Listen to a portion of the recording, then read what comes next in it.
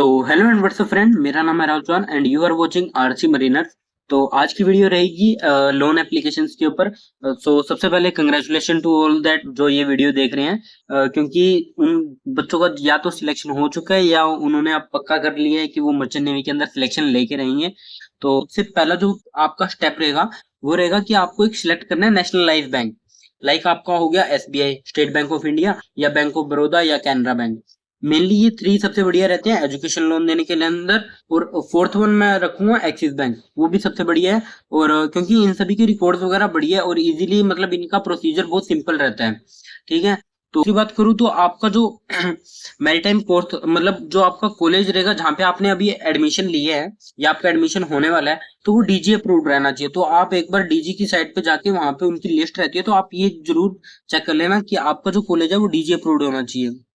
यहाँ पर मैंने इनका एलिजिबिलिटी क्राइटेरिया रखा हुआ है, मतलब ये स्टेट बैंक है, कि इनके मतलब साइट के ऊपर इन्होंने अपना कैसे शो किया हुआ है। तो आप देख सकते हो इन्होंने साफ ये मेंशन किया हुआ है थर्ड पॉइंट के अंदर कि रेगुलर डिग्री या डिप्लोमा, जो कि हमारा रहेगा डिप्लोमा इन नॉटिकल साइंस, जो कि अप्रूव्ड होना चाहिए डायरेक्टर जनरल ऑफ शिपिंग। तो ये थर्ड पॉइंट के अंदर इन्होंने क्लियरली मेंशन किया हुआ है। तो आपको भी ऐसे ही अगर आप कोई भी बैंक के अंदर अप्लाई कर रहे हो तो एक बार उनकी साइट पे जाके एजुकेशन लोन के बारे में उनका एलिजिबिलिटी क्राइटेरिया थोड़ा देख लेना, डॉक्यूमेंट रिक्वायरमेंट, जिससे आपको पता लग जाए कि ये लोन अप्रूव करते हैं। तो दूसरा पॉइंट रहेगा विजिट नियरेस्ट ब्रांच। जो भी आपने बैंक आपने सिलेक्ट कर लिया, फॉर एग्जांपल आपने एसबीआई बैंक किया होगा, तो उसका नियरेस्ट ब्रांच जाना, लेकिन जाना उस ब्रांच के अंदर जो कि वहां की सबसे हाईएस्ट ब्रांच रहेगी। मतलब एग्जांपल अगर मैं मुंबई की बात करूं तो तो एसबीआई की बहुत ज्यादा ब्रांचेज रहती हैं, तो आपको मेन ब्रांच के अंदर जाना है। ठीक है। तो आपको अपने साथ लेके क्या जाना है, तो ये मैं मोड बता रहा हूँ, आपका ऑफलाइन रहेगा। तो आपको अपने साथ लेके जाना है एडमिशन लेटर। आप एडमिशन लेटर कॉलेज को बोलोगे कि आप हमें एडमिशन लेटर दीजिए, वो आपको ईमेल थ्रू आपको दे देंगे। सो दूसरा ऑप्शन रहेगा आपका फी स्ट्रक्चर।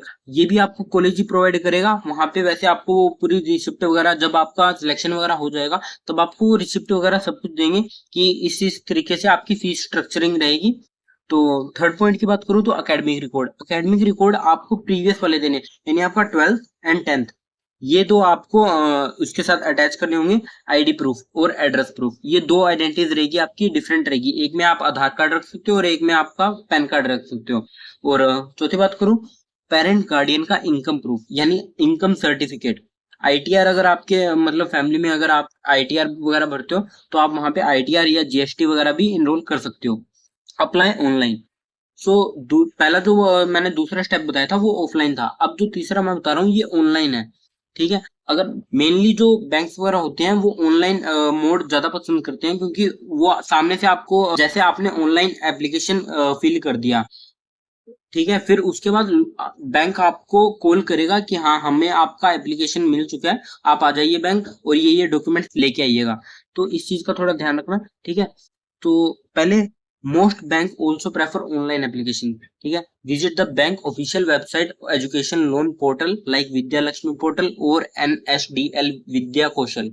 ये दो पोर्टल है जो कि गवर्नमेंट साइट है, और यहाँ से मेनली एजुकेशन लोन के लिए ही ये यूज किए जाते हैं। और इनमें से सबसे बढ़िया होता है विद्या लक्ष्मी पोर्टल, क्योंकि ये बहुत यूजर फ्रेंडली होता है। तो आपका पहला प्रोसीजर रहेगा, आपको एप्लीकेशन फॉर्म मतलब आपको वहाँ पे साइन अप करके विद्या लक्ष्मी में आपको अपना एप्लीकेशन फॉर्म वगैरह वहाँ पे आपके अपने डॉक्यूमेंट वगैरह आपको चढ़ाने होंगे। तीसरा ऑप्शन रहेगा आपको ट्रैक करना है। जैसे ही आपने एप्लीकेशन वगैरह सबमिट कर दी, फिर आप ट्रैक करोगे, 1 या 2 दिन के अंदर बैंक वालों के पास आपकी एप्लीकेशन चली जाएगी और बैंक की तरफ से आपको कॉल या मेल आ जाएगा। तो इससे आपको पता लग जाएगा, वहां पे आप ट्रैक कर सकते हो अपनी एप्लीकेशन को। फोर्थ पॉइंट, अब फॉर एग्जांपल आपके आपने मतलब बैंक लोन के लिए अप्लाई कर दिया, आपने डॉक्यूमेंट वगैरह कर दिया, तो minimum it take 2 to 3 weeks, 2 से 3 हफ्ते आपके लग जाते हैं लोन को सक्शन होने के लिए। ठीक है। एक बार आपका लोन सक्शन हो गया तो वो आपको डायरेक्टली आपके अकाउंट के अंदर अमाउंट नहीं जाएगी, ये आपकी जाएगी जैसे इंस्टॉलमेंट के थ्रू जाएगी, और वो भी डायरेक्टली टू जिस कॉलेज में आप एडमिशन ले रहे हो, तो उस कॉलेज के अकाउंट में जाएंगी। तो जो कि आप वहां पे इनकी डिटेल्स वगैरह आप ऑलरेडी बैंक के अंदर प्रोवाइड करोगे, तो इस चीज का ध्यान रखें। इंपॉर्टेंट टिप्स, यानी आपको इन चीजों का जरूर ध्यान रखना है ठीक है। सबसे पहली बात, इंश्योर कर लो आपका जो इंस्टीट्यूट है वो डीजी शिपिंग अप्रूव्ड है या नहीं है, क्योंकि जो लोन आपको मिलेगा वो सिर्फ डीजी अप्रूव्ड शिपिंग वाले इंस्टीट्यूट के लिए ही रहेगा। दूसरा, try to apply at least 1 to 2 month before your course. मतलब आपको 1 से 2 महीने पहले ही, अपने कोर्स से पहले ही बैंक के अंदर आपको ये मतलब डॉक्यूमेंट्स वगैरह लेके वहां पर अप्लाई करना है। तीसरा पॉइंट, कंपेयर इंटरेस्ट रेट, क्योंकि आपको जो भी आप अगर एजुकेशन लोन ले रहे हो तो उसके ऊपर आपको इंटरेस्ट पे करना पड़ेगा बैंक को। तो इस चीज का थोड़ा ध्यान रखें कि आप इंटरेस्ट ले रहे हो और आपको क्योंकि वो वापस भी देना है, तो इस चीज का ध्यान रखें कि कम से कम इंटरेस्ट वाले बैंक के अंदर आप अप्लाई करो। कि मतलब आपको एक बैकअप प्लान रखना ही रखना है, वो भी किस तरीके से, लाइक मेनली इन केसेस अगर आपको एजुकेशन लोन नहीं मिल पाया और आपका वहां पे एडमिशन कंफर्म है, फिर भी आपको कोर्स तो करना ही पड़ेगा।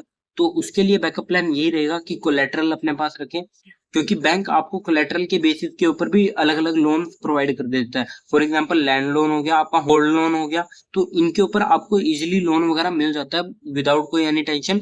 तो उसके थ्रू भी आप अप्लाई कर सकते हो। आगे बात करूं तो लोन रीपेमेंट, मतलब अब सीन क्या होएगा कि आपने अपना 12th मंथ का कोर्स कंप्लीट कर लिया, डीएनएस आपका कंप्लीट हो गया, अब आपका जो होएगा 6 मंथ का वेटिंग पीरियड। मैं एवरेज लेके चल रहा हूँ, 6 मंथ का आपका वेटिंग पीरियड होगा, फिर उसके बाद आप शिप ज्वाइन करोगे। अब जो आपका ये 6 मंथ है, क्या इसके अंदर भी आपको मतलब अपनी इंस्टॉलमेंट्स वगैरह पे करनी है जैसे ही आपका कोर्स खत्म हुआ? जी नहीं, आपको ऐसा नहीं है।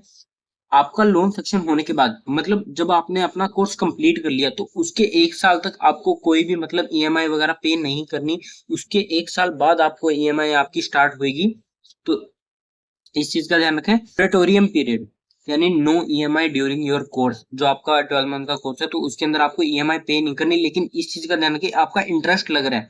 और दूसरा, रीपेमेंट टेन्योर, टिपिकली जो आपका लोन रहेगा वो 7 या 15 साल के लिए रहेगा, तो इजीली आप उसके लिए दे दोगे, क्योंकि मेनली अगर आप एवरेज अगर सैलरी की स्टाइफंड की बात करो एक डेक कैडेट, तो वो 500 से लेके $600 तक रहती है, तो आप इजीली इस चीज को कवर कर सकते हो, कोई प्रॉब्लम नहीं है।